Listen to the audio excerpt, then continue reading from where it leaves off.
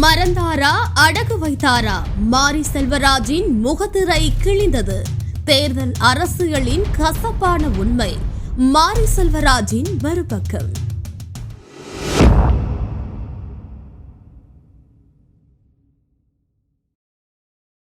வணக்கம் நண்பர்களே. கலை என்பது எளிய மக்களுக்கும் புரியும் வகையில மனதை தொடக்கூடிய ரூட். அந்த காலங்கள்ல ஆங்கிலேயர்களுக்கு எதிராக நாடகங்களை நடத்தி சுதந்திரத்திற்கு போராடிய வரலாறும் இருக்கு. பொதுவாகவே அதிகார வர்க்கத்திற்கு எதிராக கழக குரலாகத்தான் கலை இருக்கும்.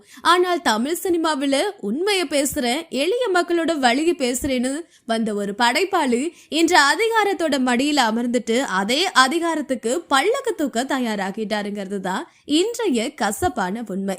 ஆமாங்க, அவர்தான் இயக்குனர் மாரி செல்வராஜ். 1999 ஆண்டு தாமிரபரணி ஆற்றில ஓடிய ரத்தம் எங்கேனும் ஒரு துளி இருந்தா கூட அது சொல்லும் திமுக அரசு பட்டியலின மக்களுக்கு செய்த துரோகங்களை பற்றி. தான் சொந்த அண்ணனை அந்த துப்பாக்கி சுட்டுல பழி கொடுத்துட்டு பிணவரையில அலைந்து திரிந்த வழியை மறக்கவே நினைக்கிறேன் என்று கண்ணீரோடு புத்தகம் எழுதினவர் தான் மாரி. அன்று அந்த படுகொலை நடந்த போது ஆட்சியில இருந்தது இதே திமுக தான். அந்த பட்டியலின மக்களுக்கு எதிராக கலவரங்களை தூண்டியதும் இதே திமுக தான். ஆனா இன்று அதே திமுகவின் 2026 தேர்தல் பரப்புரை பாடலை இயக்க மாரி செல்வராஜ் கை கோர்த்திருக்காரு.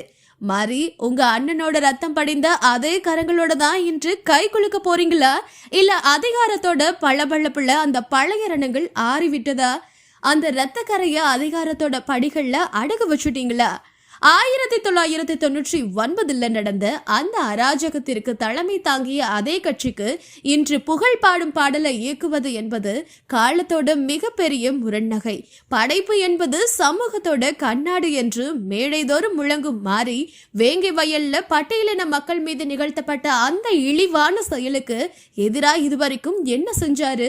ஒரு வருடம் கடந்தும் குற்றவாளிகள் யார் என்று தெரியாத நிலையில விடியல் அரசு என்று முழங்கும் திமுகவோட பாடல் வேங்கை வயல் மக்களுக்கு நீதி கிடைக்கவில்லை என்ற வரியை சேர்க்கும் துணிச்சல் மாரிக்கு உண்டா? இல்ல. அந்த அசிங்கத்தை முற்போக்கு துறையிட்டு மறைக்க போகிறாரா? தலைநகர் சென்னையின் மைய பகுதியில ஒரு சமூகத்தோட அடையாளமா திகழ்ந்த வழக்கறிஞர் ஆம்ஸ்ட்ராங் வெட்டி கொல்லப்பட்டது இந்த அரசோட சட்டம் ஒழுங்கு தோல்வியை காட்டுது. தலித் அரசியலை பேசு பொருளாக்கிய மாரி செல்வராஜ் ஒரு தலித் தலைவர் கொல்லப்பட்ட போது இந்த அரசு காட்டிய மெத்தனத்தை பற்றி பாடுவாரா? அல்லது எல்லாம் நலமை என்று துதிப்பாட போறாரா? நாங்குநேரி மற்றும் ராதாபுரம் பகுதிகளில் இருக்க மலைகள் உடைக்கப்பட்டு கேரளாவிற்கு கற்களாகவும் மண்களாகவும் கடத்தப்படுது. இது மாரியோடு சொந்த நிலம் சார்ந்த பிரச்சனை. நிலத்தை பற்றி பேசுபவன் கலைஞன் என்றால் அந்த நிலம் சுரண்டப்படுவதை பேச வேண்டியது அவனது கடமை அல்லவா? சென்னையில துப்புரவு பணியாளர்கள் தங்களுடைய பணி நிரந்தரத்திற்காகவும் ஊதிய உயர்வுக்காகவும் போராடிய போது துப்புரவு பணியாளர்களை தாக்கும் சம்பவங்கள் நடந்துச்சு. அவங்களுடைய கண்ணீருக்கு மாரியின் பாடல்ல இடம் இருக்கா?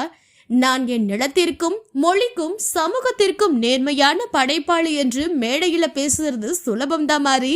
ஆனா அந்த நேர்மைய செயல்பாட்டுல காட்டுறதுதான் கடினம். ஒரு உண்மையான கலைஞன் அதிகாரத்தோட கைவாளா இருக்கக்கூடாது.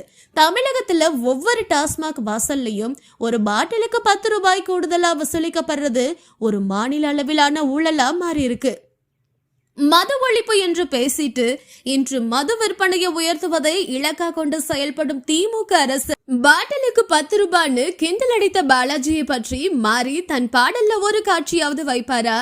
மாரி செல்வராஜ் தன்னை ஒரு நேர்மையான படைப்பாளி என்று பெருமையா சொல்லிக்கிறாரு. ஆனா ஒரு கலைஞனோட நேர்மை என்பது அதிகாரத்தின் தவறை சுட்டி காட்டுவதில் இருக்குதே தவிர அதை மூடி மறைத்து வண்ணம் பூசுவதில் இல்ல.